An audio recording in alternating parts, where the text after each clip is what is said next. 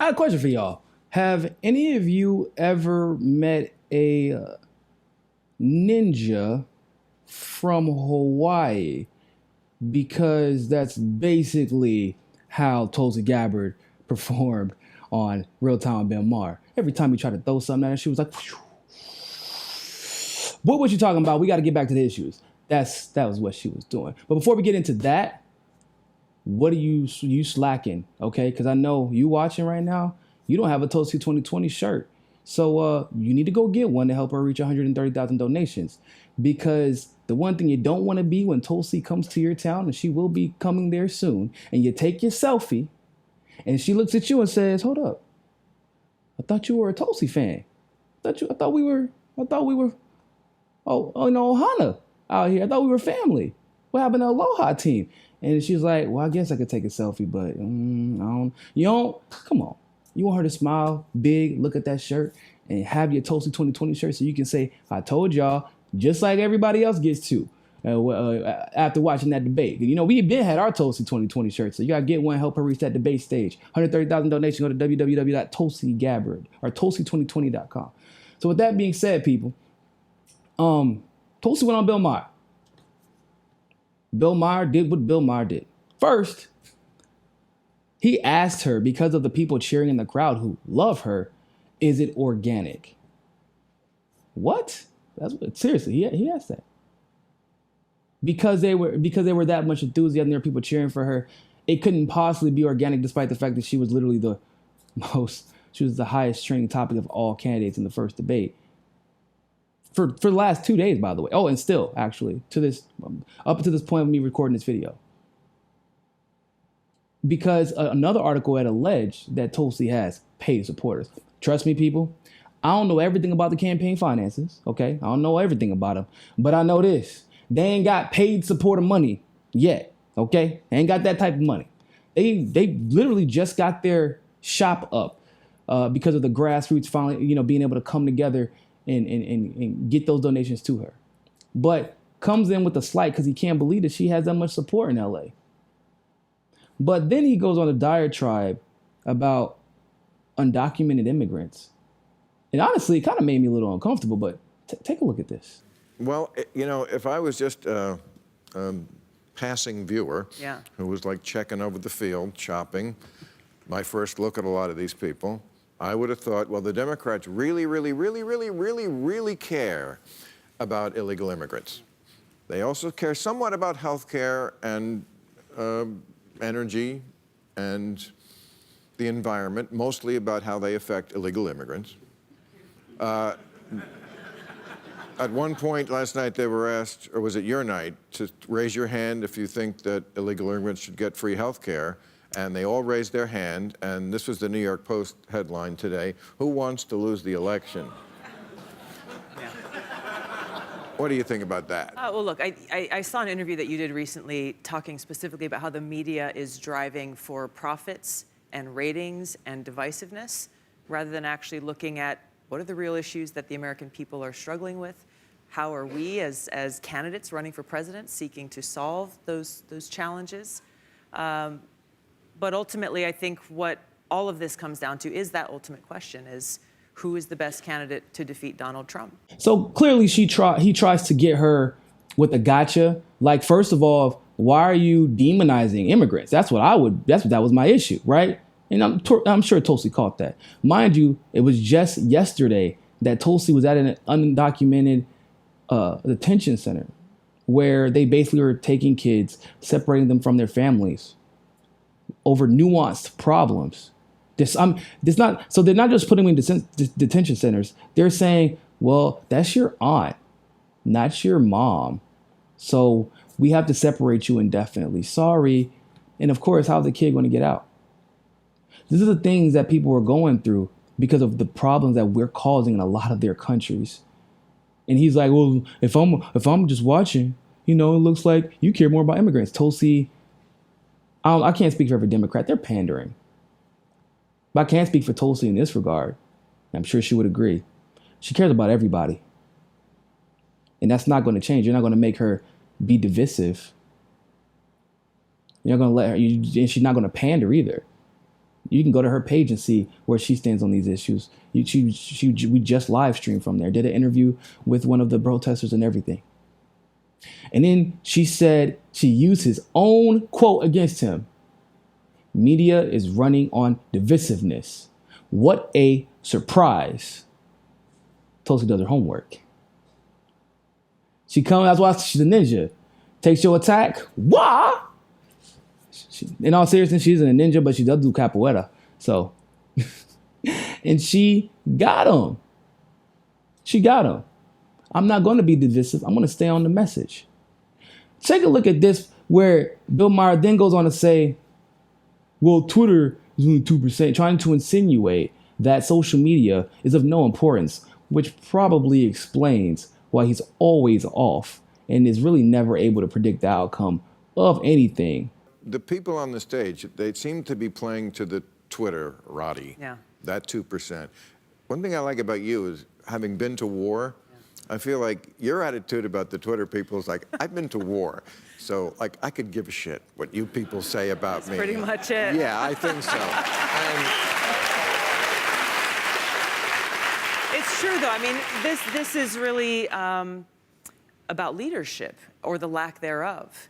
And we have too many politicians who, put their finger up to the Twitter wind and see which way it's blowing, right, and then respond or change their position or whatever the case may be, rather than actually leading, looking at these issues based on their merit, on their substance, saying, what is in the best interest of the American people? That's what I try to do. And honestly, people have a hard time figuring me out because I don't play those games. Right. I don't fit in those boxes that they set up. right. So, first of all, let me be very clear about something. Bill Maher is an idiot. People, campaigns, politicians spend millions on ads, millions on campaign ads, millions on social media, strategy and strategists in production. Bill, you think that David Brock from Media Matters and created a bunch of bots because Twitter isn't influential in elections? First of all, I get it. People should have conviction. But once again, this is him trying to pretend as if the world isn't transitioning. Because, as you can see, in any other country, in any conversation at the grassroots level nowadays, Bill Maher isn't a liberal even. Bill Maher is conservative. He's center right on almost every issue. He was literally getting upset because people were like, we should take care of our undocumented. That's upsetting to you, and you're a liberal? You're not more mad about the problems that we're causing to cause the immigration? But of course, once again, Tulsi is correct, because she had the brilliant response. Way too many people on Twitter. They throw their hand to the wind and they figure out which way it's blowing. And then Tulsi is brilliant when it comes to this. On social media, on television, in the debates. Tulsi controls the conversation. Tulsi took the little mandate that she had, the little bit, because she had like 150,000, almost 200,000 subscribers or followers on Twitter when she first started. No YouTube channel before. And she said, you know what? I'm tired of this. I'm tired of the echo chamber. Somebody has to tell the truth. And she does it. And she's dictating conversation now. Look at what she was able to get. Like when she had that fight with Tim Ryan, well, I couldn't say it was a fight. It was more like a beat down. She got to tell the world that Saudi Arabia, a country that we call our ally, never condemn at all, is actually helping the people who committed 9/11 for the first time on a debate stage. Something that most people had no knowledge of. So while everybody else is going, all the other politicians are trying to figure out what the new trend is. Make no mistake about it. Trust me on this one. Tulsi's a trendsetter when it comes to the conversation. And that's the absolute truth. Now, he starts going on this diatribe about Putin's, Trump being Putin, or Putin being Trump's spirit animal, excuse me. Talking about the fact, saying that, oh, they've had journalists killed there. And that's like 20 of them allegedly, and trying to sow division. The same thing that he accused media of, ironically enough. Tulsi handles it like a genius. Take a listen. And some reporter said, are you going to tell President Putin not to meddle in the election? He made a joke out of it. He made a joke out of the fact, he said something about reporters, fake news. We have to deal with that. You're lucky in Russia, you don't. Which, you know, Putin has killed, by some accounts, over 20 journalists. So get it, haha. I mean, this is just beyond the pale. Yeah. I mean, we have to take seriously the security of our elections because of the vulnerabilities that exist still now that really have the ability to undermine our democracy. There's a hacking conference that's held every year in Las Vegas where I think a 14 or 15-year-old girl from Florida hacked into a replica of Florida's election system in less than 15 minutes. There are too many states in this country who still don't use any type of paper ballot or have any paper record of the votes that are cast. So when you think about whether it's a foreign country or a rogue actor or a high school student who's going in with the intent of manipulating the outcome of the votes that we cast, that is the true danger to our democracy and to our election. Now, Tulsi understands eventually she's going to have to work with Putin one way or the other. One way or the other. He's a world leader of one of the biggest superpowers, a nuclear power.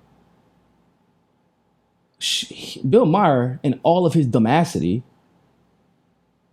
could have single-handedly sparked and increased tensions right there because, as we all know, the entire world is watching Tulsi right now. Everybody is waiting for this conversation. And everybody knows she could potentially be president one day. So you're trying to basically get her to demonize the person that we should be talking to de-escalate tensions so that we don't have a nuclear holocaust? Your solution to the problems we're seeing is, let me attack Putin. What is inherently wrong with Russia that isn't wrong with any leader of any other country? We're literally committing cyber warfare openly right now. We had a journalist from the New York Times recently in an interview that we're trying to hack. We're literally working on cyber warfare so we can make sure that we can control other countries' elections. What? And speaking of cyber warfare, well, before I get to that, I want to say this. It's interesting how they just throw those allegations about journalists getting killed. Once again, Putin's a leader in a country, and I just believe most leaders are corrupt but I don't believe that one is necessarily more corrupt than the other in most situations. But I do know this. We've had several journalists and people connected to politicians that end up dying of mysterious circumstances. And anytime we merely call for an investigation, because this is kind of weird when it happens over and over and over again. Everybody's called conspiracy theorists. But then you're going to lob an allegation like that with no evidence, no qualification, no nothing. Trying to demonize rather than to build a bridge of peace. Whereas Tulsi, that's what she wants to do, and she didn't fall for the bait because that would mean she has to attack Trump ad hominem and attack Putin ad hominem, and she doesn't do that. She only critiques and challenges based off of facts. Then she goes on and talks about what the real story should be, but the story that is not getting told. Take a listen. I've introduced legislation called the Securing America's Elections Act that would very simply solve that.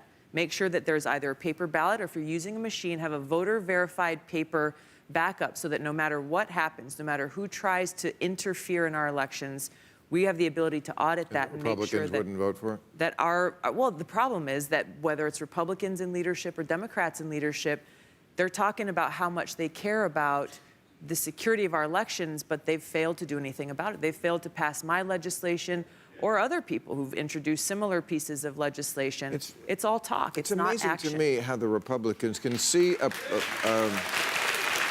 Why are we not talking about the elections? Bingo. But Republicans wouldn't vote for it. Republicans, yeah. See, that's how you know Bill Maher, once again, Democratic shill, don't do your research. You talking about 2%? 2% on Twitter? No. You're part of the 1%. And you understand things through the lens of a 1%, of a 1%er. It's a fact. Tulsi, on the other hand,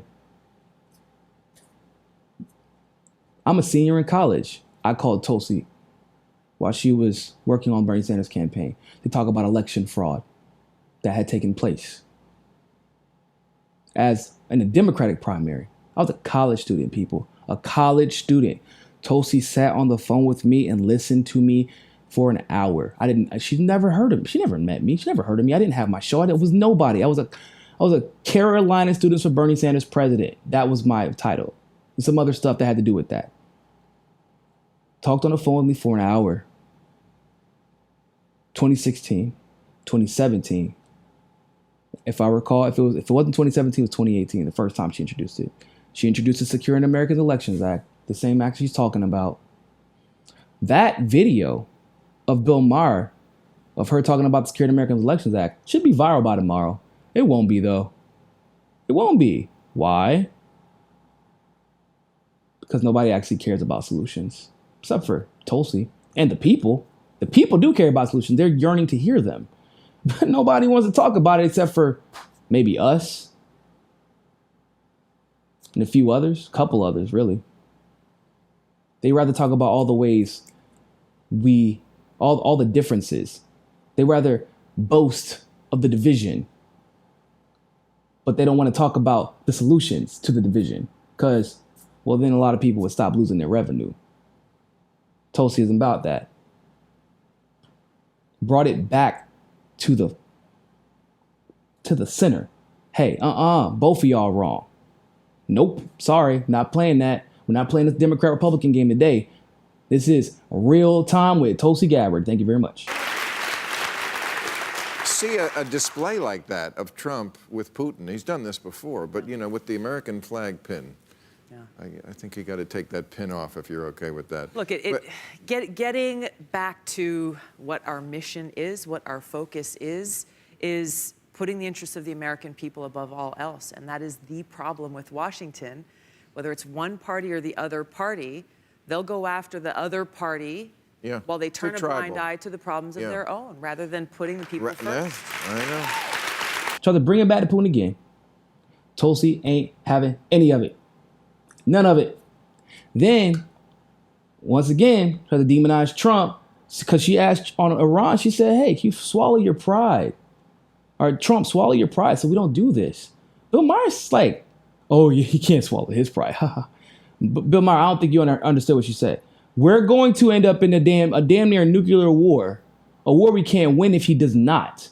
Shouldn't you be appealing to his humanity at this point rather than joking about it because you're going to be safe? For the most part. At least he thinks so. Because he thinks he can shroud himself, protect himself and his money. Boy, your money is not a bomb shelter. You will die with the rest of us. It's funny to him, though. All this is hilarious to these people. And it's not just him. I wish it was just him in the mainstream. It's not, though. There's some people on the internet community that do the same thing. Instead of just like, it's always an attack. We saw when somebody appealed, Tucker Carlson apparently, appealed to his humanity and it stopped the war from launching. Why are we still trying to act like we have to shake hands with the people we don't like sometimes once again. And then I love how Tulsi names off names. Bolton, Pompeo. Those names need to be known Because how can you be anti-war but putting those people in your cabinet? To the point where you have to go to Tucker Carlson to figure out whether or not you should go to war with Iran. And then I love what Tulsi says about impeachment. Last thing, take a listen. Impeachment is not going to get rid of Donald Trump. No? We've got to understand that first. Probably. It's realistically, it's So not. you're it's a no not, on that yet? No, because I think it's important that the American people are the ones who decisively defeat Donald Trump in 2020. Okay. That's the debate in your party. Yeah. Yep. I told you. I agree 100%. We're not. Listen, if this is your first time listening, I need to break this down for y'all real quick. This is not a political election. We are in a reality TV show. We're in a combination of the real politicians of DC and the WWE. And hell, even Survivor. In other words, you can't beat Trump using conventionality. You can't do it. Trump has the crowd on his side, especially when you can't mathematically get him out. On top of that, his cabinet's still there. War comes faster without Trump there. Trump is an enigma. He kind of throws, he throws a wrench in some things for everybody, not just the left, not just the right, for everybody. It buys our time. It gives us a chance to beat him the right way. And because Tulsi understands that this is not normal, this is not regular, why would she push for something that she knows would make Trump stronger? If you want people like, oh, the morally right thing. No. The morally right thing that would have been for the Democrats to hold your leadership accountable for the election fraud that caused Bernie to lose and Trump to win. That would have been the morally right. You can't skip 18 steps of moral accountability and then say, but this is the morally right thing to do now. We can't go in the past. No. Now you gotta rethink your strategy. Sorry. You gotta reset. Because of the circumstances. The morally right thing to do in this particular sense would be to achieve the morally correct outcome and pursuing the best strategy for that. That is beating him. Going to his home, I'm not literally his home, going to his home states. In other words, the states where his foundation is. And you tell the truth. And you lead with love. Like Tulsi always say, love and aloha. You demand peace. You say, I'm not listening to those people. I listen to myself. I listen to my heart. And good advisors, people who are not part of the political establishment. And you beat him in the ballot box so that there is no question whatsoever what direction this country is heading in and who has the mandate to get the policies that we need achieved going forward. So Tulsi has it 100% correct. So with that being said, everybody, thank you all so much for tuning into that segment of Mikasa Tsukasa. Go donate to Tulsi Gabbard right now. Help her reach 130,000 donations. She's at 87,000 as of right now. But I have a feeling by the end of this week, we can help her reach 130,000 together. So with that being said, always remember more than anything else, find your balance. Peace. Thanks for watching that segment of Mikasa Tsukasa. Make sure you follow us on Twitter, on Facebook, on Roku TV, and on JustNForm.com. Also, you can make sure that you're subscribed to the channel by going to the subscribe button, pressing it, and hitting that notification bell to get all of our notifications. And of course, you can help us reach our goal of 500 patrons on Patreon by supporting the show by donating as little as $1. You can click on the link in the description below for that. And remember, more than anything else, find your balance.